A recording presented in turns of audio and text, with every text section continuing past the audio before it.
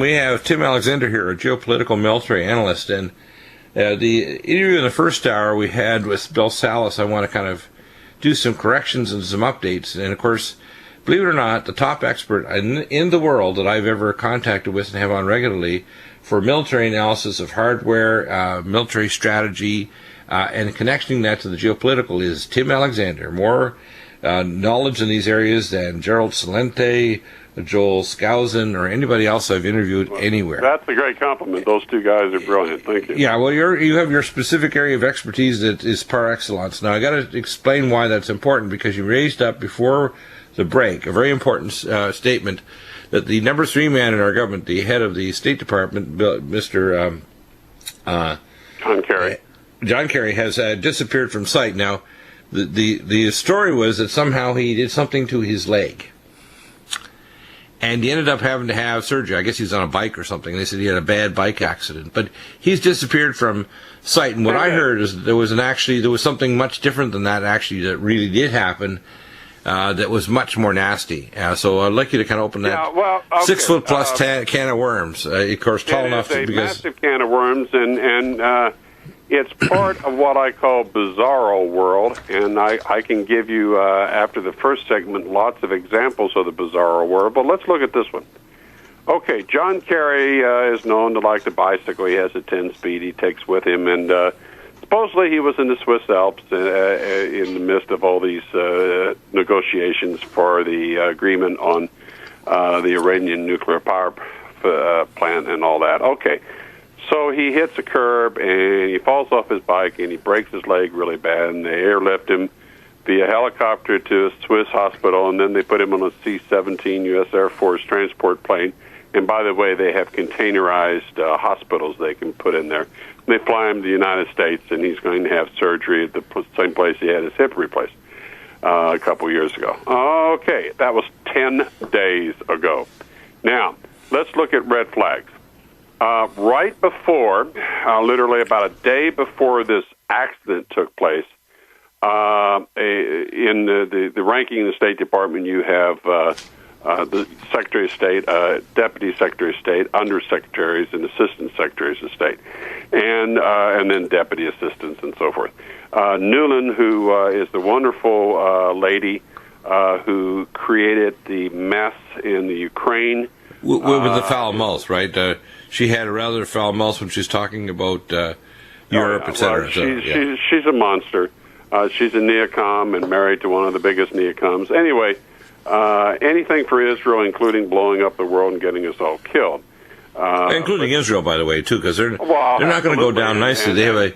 There goes. This is part of the story, okay, but that's getting ahead of the story right now. Right. So anyway, she publicly disagrees with her boss, several layers above her. Her boss, the U.S. Secretary of State, who, by the way, also is Jewish and is a Zionist. She publicly disagrees with him over the Iranian nuclear negotiations, and instead of firing her, which the president should have done, because really otherwise Kerry is almost forced to resign. The president basically supports her position. So why would he do that? Does that defy logic? What's going on there? We'll get there. We'll go back there. Because there's a dispute going on between the globalists and the Zionists as we get closer to all-out World War III. Okay, so anyway, Kerry supposedly injures himself. Now, a friend of mine who's a physician, young, about 40 years old guy, he's in good shape. He was out bicycle riding with his family, had a little bicycle helmet on, which I wouldn't wear one of those to save my soul. But anyway, he had one, was being very careful, had a little accident, knocked his 2 front teeth out. Terrible. Had to have teeth implants put in and the whole bit. So, yes, you can injure yourself. But quite frankly, as somebody that used to ride miles and miles on bicycles in my younger days, that's not that common, okay? And when you consider the state of the world and what had just happened the day before with a lower-ranking senior member of the State Department and all, it's a red flag, okay? But be that as it may, remember when Reagan was shot by Hinckley. By the way, if you've looked at a picture of Hinckley that they're letting out of the nut house now, he's a splitting image of Jeb Bush. And the Hinckleys are old family friends with the Bushes. And remember, George Bush Sr. was vice president when Hinckley shot President Reagan. But anyway. Apparently, by the way, I'd heard that Hinckley had actually had dinner at the Bush house the night before he actually did that shooting.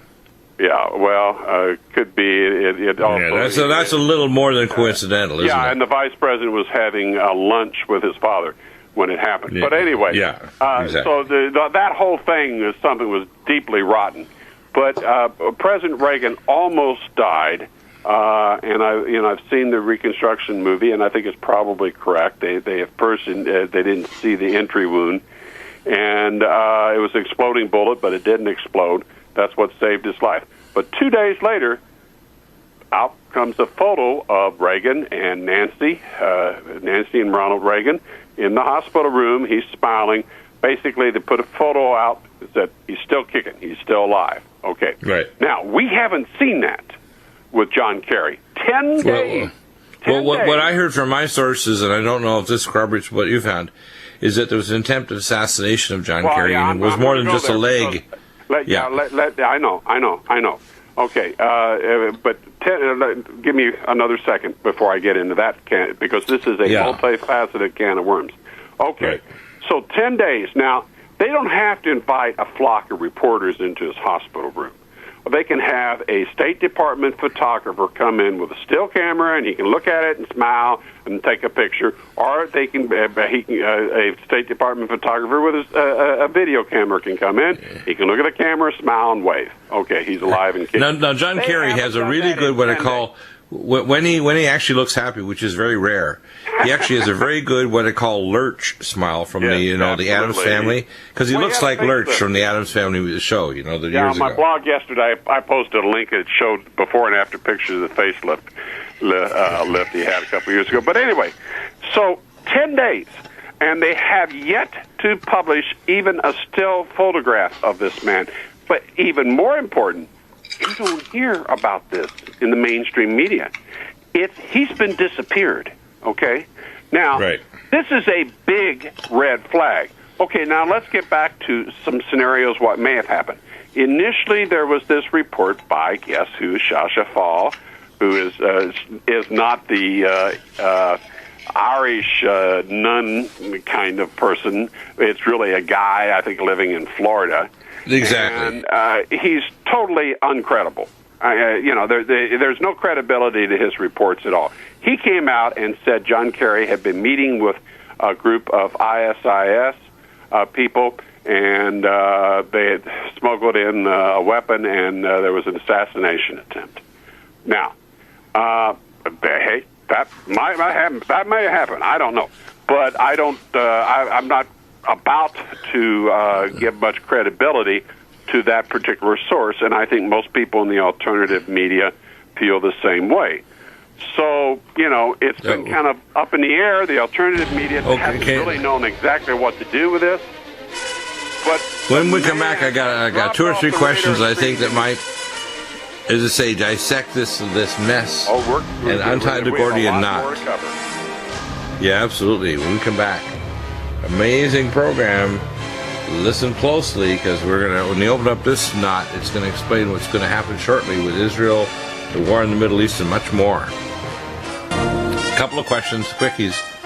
I just got an updated report from John Moore, and of course he's got several sources now connecting the Jade Helm to Planet X, which I want to talk about a little later. I think that this situation has got to do with whether Israel is going to try to do a preemptive attack on Iran, because the war is heating up tremendously. And there's a direct linkage to Ukraine, because the powers that be like Poroshenko are all dual Israeli citizens. We're on the verge of the Strait of Hormuz closing, and as I've said over the years, this is the very first event of things really quickening. I can't tell when it's going to happen, but it sure looks like it's going to happen, because they're boarding ships now almost every day that are going through the Strait of Hormuz. And when that happens, you're seeing. We used to talk about you could see the tip of the iceberg on the horizon, then it was getting closer, and you could feel the ice. And this weekend, Pope Francis repeated his statement of about 3 months ago, and he said, "We are in the Third World War." He said, we're on the economic phase of it, where the BRICS nations are fighting. Phase. Look, let's look at World War II. Right. When did World War II begin? Well, if you ask the average American, they say, well, December 7th, 1941. Wrong. For us, yes. If you ask the average European, they'd say September 39. October 39. But if you ask the average Asian, well, then you get a totally different story, because it was several years before, and it evolved slowly in China and in Asia. So we are in a evolving Third World War. And economic, societal, propaganda, religious, because that's the overriding issue on top of it all, but also militarily. It's developing. Now, every single day, there are thousands of people being rescued in the Mediterranean fleeing Libya. Now, this is a great neocon, Obama victory over Gaddafi. Gaddafi was kind of a nutty guy, but you know what? Gaddafi took care of his people. He built houses for all of his people. He was reclaiming the land that the desertification had stripped of vegetation. He built aqueducts. He was really, he had stopped investing very much in military equipment, which actually turned out to be a mistake. There were two things he did, though, that were particularly key. And they were, number one, he was the first of the Islamic nations to introduce the idea of an oil bourse and a gold standard for all the Islamic nations, all 22 of them. And the second thing he did was he actually reclaimed what's called primary water. 75% of the water in Iraq was destroyed by NATO, in Syria, in Libya, was destroyed by NATO, which is drilling deep enough. We're not just talking about aquifer water. We're talking about deep enough you're getting primary water that's deep in the tectonic plates. And he actually pumped that to the surface and created new dams, new aqueducts, and new ways of distributing that water, so it was literally making the desert bloom. 75% of the water, those systems, were completely destroyed by NATO because... Actually, there was a third. The third thing was he didn't allow the Rothschilds to control his central bank. Exactly. And, in fact, he was balking them.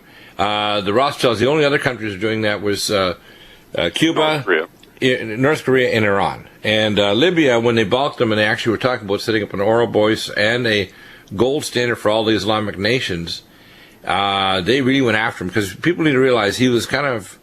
Muammar Gaddafi was kind of like a freaky guy, kind of like almost like a Hollywood clown, but he also had a very high IQ. He was a genius at trying to help his own people in terms of social programs and so on. You could get zero interest loans for your home or car. All college, if you're qualified and passed the test, you could get a doctor's degree, a law degree, an engineering degree, and didn't have to pay a cent. That system is gone. Libya now is a horror, and all the people trying to escape the situation in Libya, it's 18 warring tribal situations now which are completely out of control. And, of course, the Islamic State, ISIS, is basically a creation of It's a Real Hell and American CIA. That's why we're dropping weapons and so on inside ISIS territory. Only one example, but every single day, thousands of people are being rescued by the Italian Navy, French Navy, et cetera, in the Med. So that's one ongoing. And I went down this Libya road because this is one of many bizarro things happening now. Okay, right. In the Germany and France pushed through the Minsk agreement on the Ukraine, and they got the two warring sides to agree to stop shelling and blah, blah, blah. Okay, well, guess what? Porky and Yats, the two dual Ukrainian-Israeli citizens that are heading the coup junta in the Ukraine, have restarted the war. Now, well, they have trapped 576 miners because they shelled the power, so they can't get the miners out of the mine now because the power to get the elevators working again in the eastern Ukraine doesn't work, and they can't get them up because they're still shelling. They don't care. They're going to get most of their people killed anyway. But, Porky is a really brilliant guy. he has a chocolate business that, it's made him a billionaire. I mean, he must really invest his money carefully. Actually, he's into prostitution, he's into drug running, he's into all kind of stuff. He's a classic Israeli oligarch in these former Eastern Bloc countries. But he's a monster. Yats was a central banker. He's a monster. They've literally destroyed their country. But the Ukraine was always tied into what was happening in the Middle East, because going back about a year and a half, almost 2 years ago, remember the false flag attack on some Syrian people using chemical warfare. And at the time, Assad had one of the biggest chemical warfare arsenals on earth. And but if you really looked at, and we talked about it on the air at the time, it made no sense for Assad to attack his own people. That's not why those chemicals were there. And the UN sent observers in, and they said Assad's people didn't do it. It was the rebels, the so-called rebels. They're really foreign-based mercenaries. Okay. The first ones to find that, by the way, were Russian chemists that analyzed the material and found it was complete evidence that it was these rebels that did it, not the Syrian government. Right. Well, remember, France, Germany, the United States, and the United Kingdom and Israel were all getting ready to invade Syria to protect their people. But let's put parentheses around that lie. Okay. Right. Well, then the Russians sent a massive, and I mean a massive, well-equipped battle fleet just offshore of Syria and said, you better not do that. And then some people, and this kind of surprised me because I know a lot of people in the British Parliament, but quite a number of people of all parties in the UK House of Commons said, we're close to World War III. We're all going to die. We're not going to get to be big shots in London as MPs. We're going to die. And they put a kibosh to it. And people spend your life in a cave. And 6 months later, it was U.S. and Israel was going to attack Iran. And both Russia and China said, that means World War III. Don't do it. So they created the coup in the Ukraine to tie Russia down. I think that Kerry's disappearance is tied to an impending war. Oh, yeah. And welcome back. And, Tim, lots of events happening. I really think that somehow the connections appear that disappearance of John Kerry is because of the imminency of a war in the Middle East and a number of global events. I just got an update from John Moore that ties this to not only... You're completely right. Yeah. And, okay, do you know that in Yemen, they launched a Scud missile, which supposedly was shot down by one of our PAC-3 interceptors. But the city where they launched it at, Khamis al-Musat, or whatever, I can't begin to pronounce most of these Arab long, twisted words. But people are fleeing that city, even though supposedly the missile was shot down, it did no damage. And members of the royal family are also deciding to take vacations now at a rather intense rate. You're talking about vacations from the Saudi Arabian families, you mean? Yes.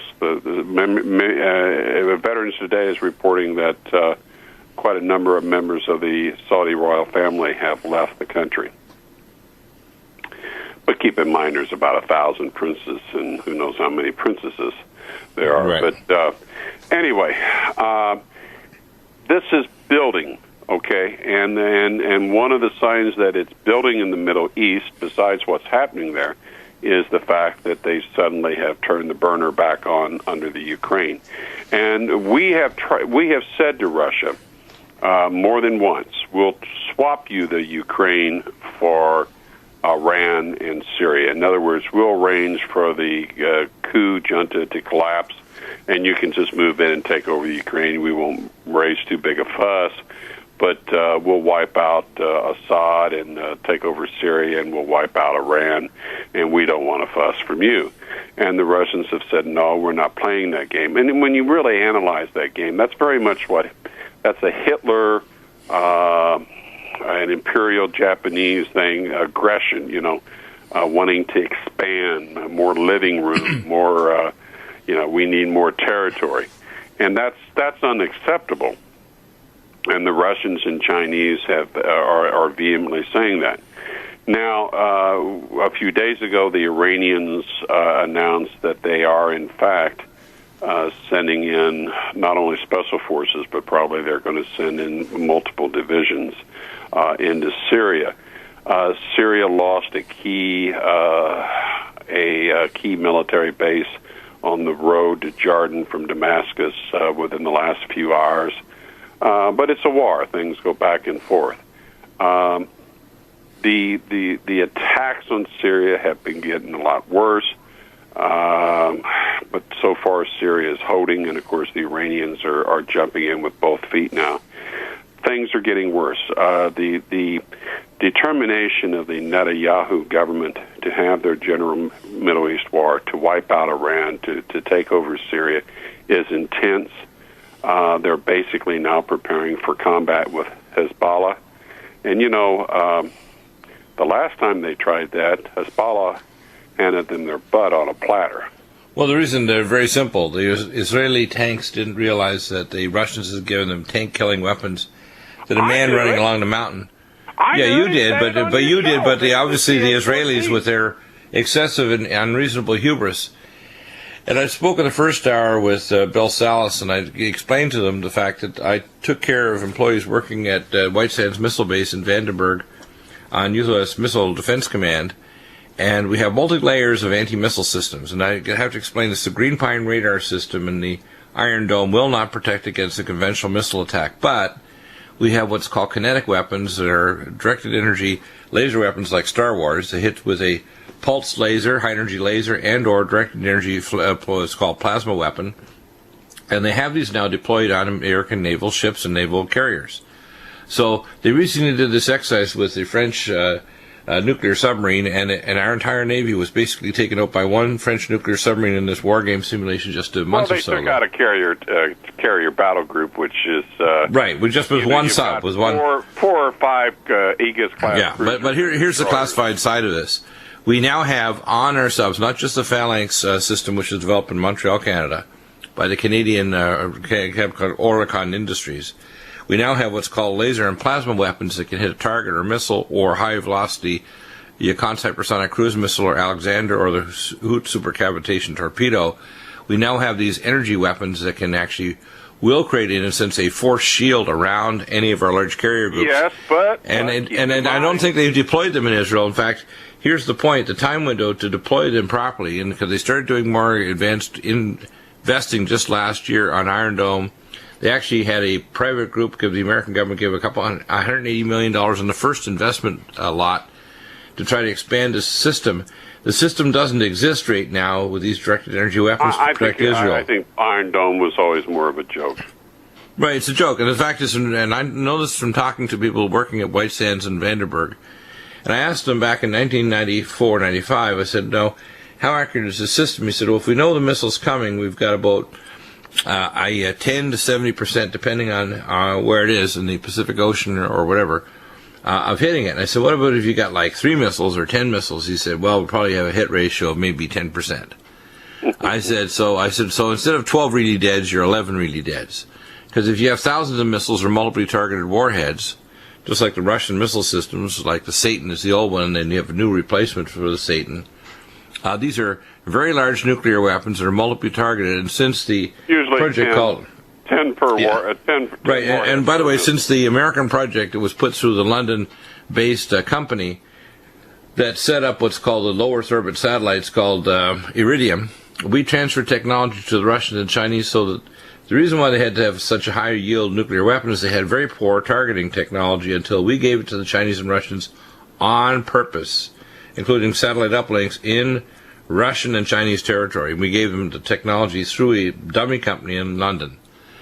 So people need to know this, and I presented this back in 1999 when I traveled with the Prophecy Club. I knew the guy that started Iridium in the 60s. Right, well, I've actually been to the satellite uplink manufacturing facilities in Chandler, Arizona. I took care of the employees working on these missile systems, so I have an exquisite technical knowledge of exactly what the capabilities are. And that's why they have plasma interferometry weapons in space to actually disable weapons as they come through the upper atmosphere. Now, Dr. Bell, though, here's what one side does is another side comes up with a counter, and then there's a countermeasure and a countermeasure. Well, the problem is, you see, these lower altitude weapons don't go up in the upper atmosphere, so you can't target them in the higher troposphere because they're not going to get at 70,000 feet. If they come in at, say, 20,000 feet or whatever or lower, you're not going to see these things coming in, and there's so many of them. Unless you have a ground-based, we call plasma weapon or laser system, which they do have, they don't have enough of them yet. Israel basically is a sitting duck. And for some crazy reason, it doesn't matter what Lieberman and I call them Nuts and Yahoo think. They want to proceed with a nuclear attack on Iran because Obama, despite him saying he doesn't want to support Israel, gave them all the tanker bombers and material to make sure they can make the 1,500-mile round trip to strike Iran. And they've got a territory one-third the size of the United States with 60% of the country highly mountainous. And they not only have to hit Bashir, but they have to hit Qum and a number of other we call false and real centrifuge sites, nuclear weapons development sites, all over the damn country. And people don't understand this is an impossible project. Super guns that are hidden in a number of places in the Middle East that basically you can't stop. Right. The problem is basically this mission that Israel thinks it can do is not doable. Even if they destroyed Bashir, they're not going to get rid of all the nuclear materials. Which is why John Kerry has been disappeared. Right, and I think that the Israelis are on the edge. If I was going to point my finger anywhere, I'd say the people that took John Kerry out were probably the Israelis as a trigger finger for the CIA because he was doing or knew about something that was going to happen, and they had to take him out because the plans are imminent for something bad and probably extremely stupid. Bad and stupid at the same time. I'm going to post up this article by John Moore. We talked about Dr. Zangari back in 2010, and of course the loop current stopped. We were talking about this in the past, and they were drilling at the Macondo drill site, which is literally, in Haitian, it actually means the devil's food drill site, which they had known since 1951 that they shouldn't drill there. They're going to restart up their program, by the way, there. Right, which they don't have valves that can deal with the pressure, and the other thing is the methane hydrates are 1.5 miles to 2 miles deep there. And people need to understand the amount of energy stored in methane hydrates, which is 640 times volume when it gets to the surface of the water after it comes up for 1.5 miles down, is so dangerous that it can create a tsunami. And in fact, when they knew there was a tsunami risk because of the drilling there, the United Nations moved all their vehicles 100 miles in from the Gulf Coast. So they knew the tsunami could actually go 100 miles inland. And the United Nations moved all their vehicles 100 miles inland away from the Gulf Coast. So people should be aware that extreme weather now, we don't have a loop current anymore. We also don't have a jet stream. There's no jet stream in the northern hemisphere anymore, which is why that superstorm over Texas dumped so much rain. It was, cataclysmic, like biblical. And these extreme climate things mean we are formally in a famine, because when you have extreme weather, drought and or rain, when you have temperature shifts like we have right now, you can't grow crops. Crops don't survive this kind of extreme weather. They need stable production of rain and sunlight and temperatures to grow. What I see is extreme weather happening. This is also tied to gravity waves coming from an direction what's called action at a distance from a deep space object. We have this on top of it. The globalists are rushing toward creating more. This is a distraction so that they can get totalitarian control of the population of Earth and start population reduction in advance of major changes to the Earth that are going to occur, so they can save their own hides by, I call dumpster diving in their hotels underground. And people say, well, they're not going to do this. I said, well, I can tell you, the same events and the same cycles that occurred at the time of the Second Kingdom of the Egyptians, where they had to, Moses knew, because the ancient high priest knew this in the astronomy, that there was a destroyer coming called Heraclobus. That's the destroyer star, and that destroyer star, which is in deep space right now, it's not in, like Marshall Masters tries to say it's all in, is a factor in what's going on in world plans. That's why they're building underground cities like the ones in the Yamantov Mountain.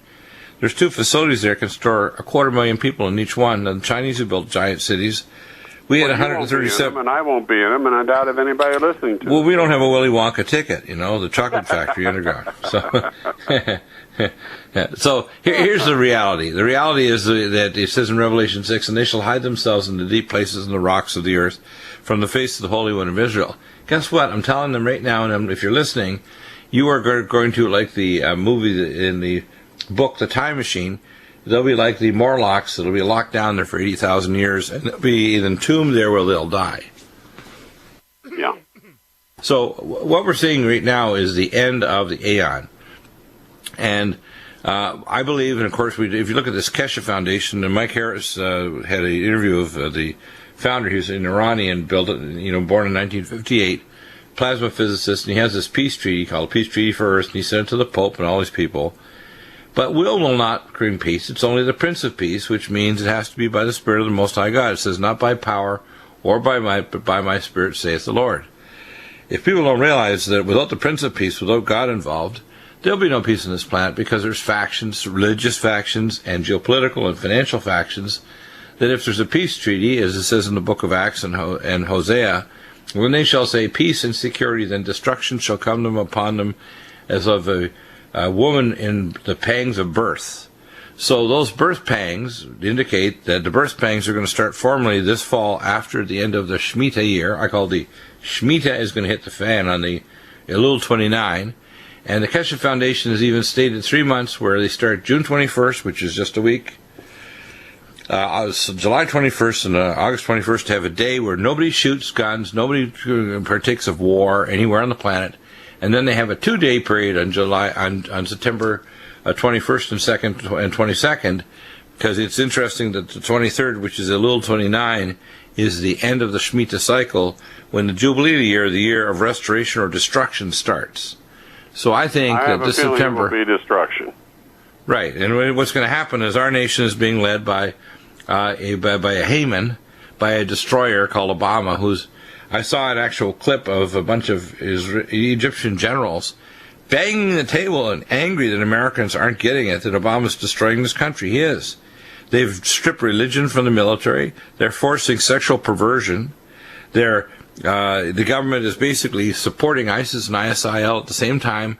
They're basically putting Israel in danger. We've got a bunch of leaders in Israel that are completely out of control, that want to start a nuclear attack where they can't survive the rockets coming in from Hezbollah. It's the bizarre world. We could talk for hours on what I call the bizarro world. Exactly. A sequence of events and things happening, just have happened, are about to happen, and are happening, that are just from a human perspective, and I don't care whether you're black, white, green, polka dotted, Albanian, American, whatever, from a human perspective, is nuts. It's a literally very, very nuts. Demonic perspective. Yeah, it's very, very nuts, isn't it? Yeah, and you can't begin to understand this if you don't understand that overarching all of it is this battle between God and good on one side, and Satan and the demonic forces of evil on the other side. And when you look at what a lot of these clowns are doing, I mean, it's pure demonic. And that's why, that not everybody has totally gone down the rat hole. And that's why... When you're talking about rich and powerful, you mean there's enough billionaires that actually have two clues in some humanity, that they don't want to live in a cave, and they don't want to not have their Airstream jet. I think even within some of the more extremists, but they're not quite that extreme. They're smart enough to realize, you know what? This doesn't we're going to die. I have a principle here. It's called everybody's got a red line. They may kill 10,000 people, but they won't kill their mama. So everybody's got a red line.